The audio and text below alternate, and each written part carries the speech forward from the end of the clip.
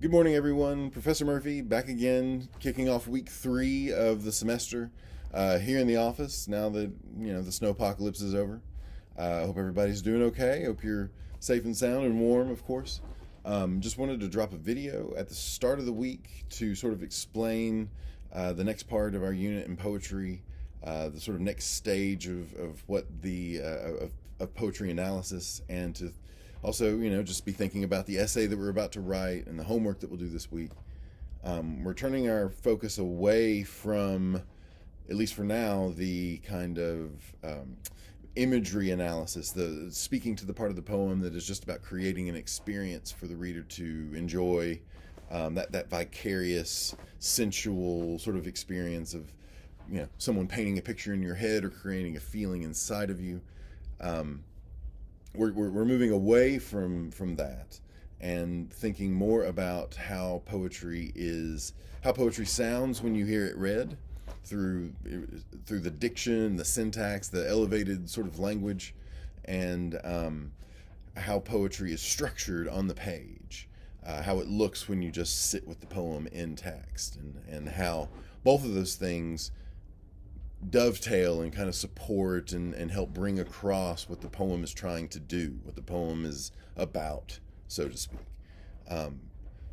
For example, when we're looking at, once again, Paul Laurence Dunbar's Sympathy, we explored last week how the poem is at a surface level in terms of its imagery, in terms of its sensual detail and what it's bringing to mind. It's a poem about a bird that is in the cage, and it is frustrated about how it sees this gorgeous day outside and it can't get to it. It's stuck in its cage.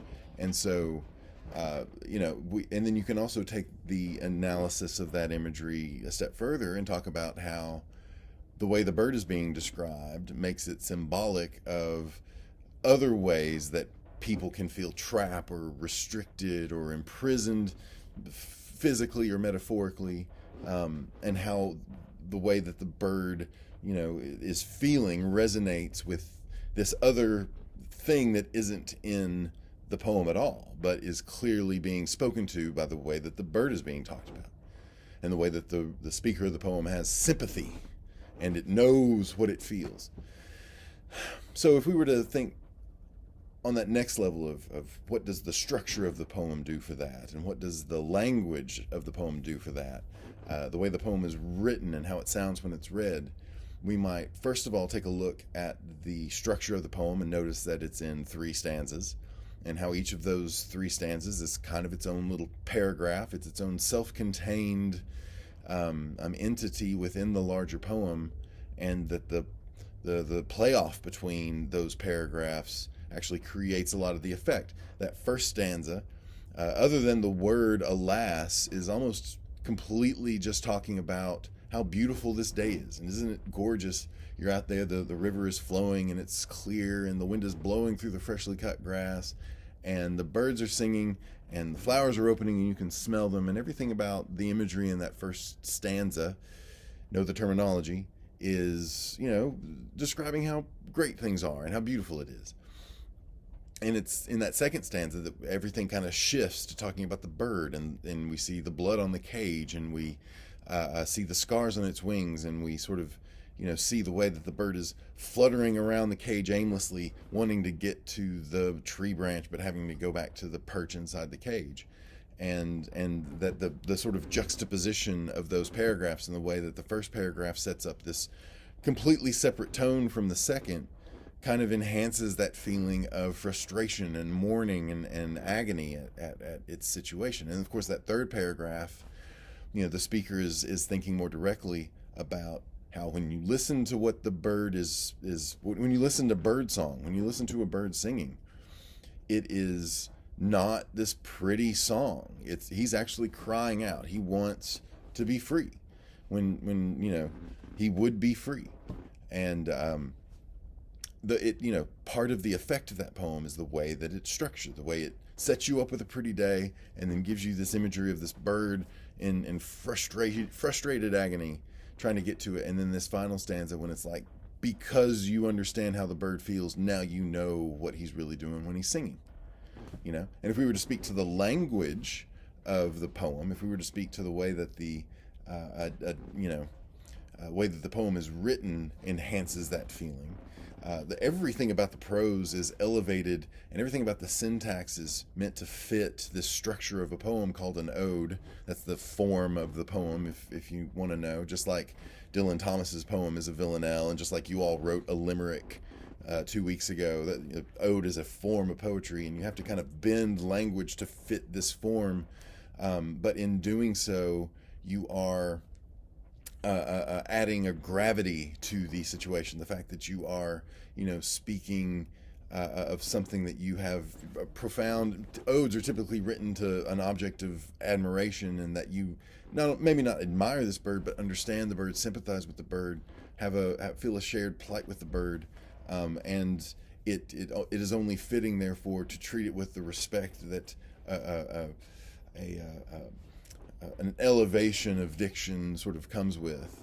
And also, if it is an ode, it is written in iambic pentameter, which is typically the more sing-songy type of metric foot. It's what almost all of Shakespeare is written in. It's what a lot of epic poetry is written in. It's what sonnets are written in, because that stressed unstressed, that it's kind of musical in its own way.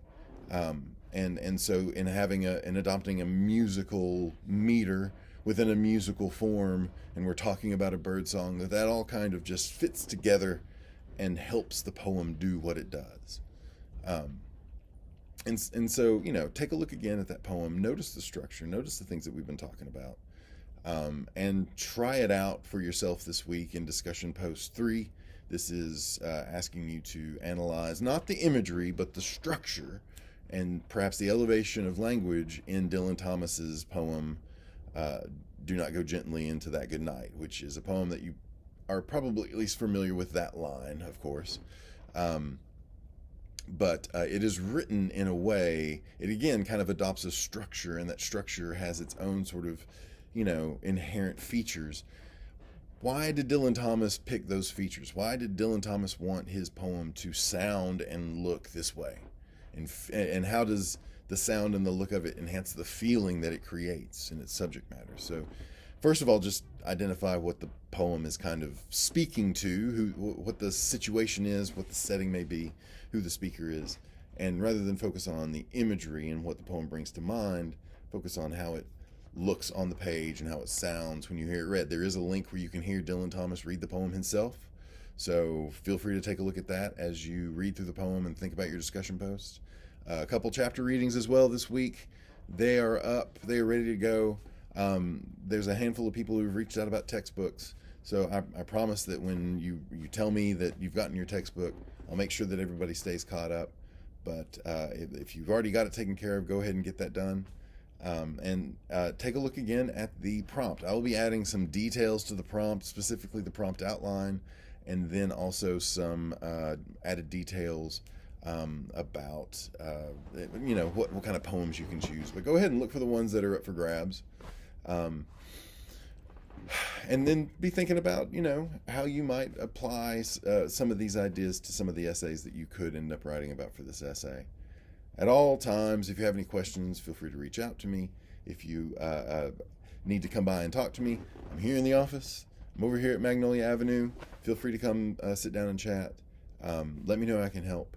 But otherwise, have a great week. Work hard, and I'll update again next week.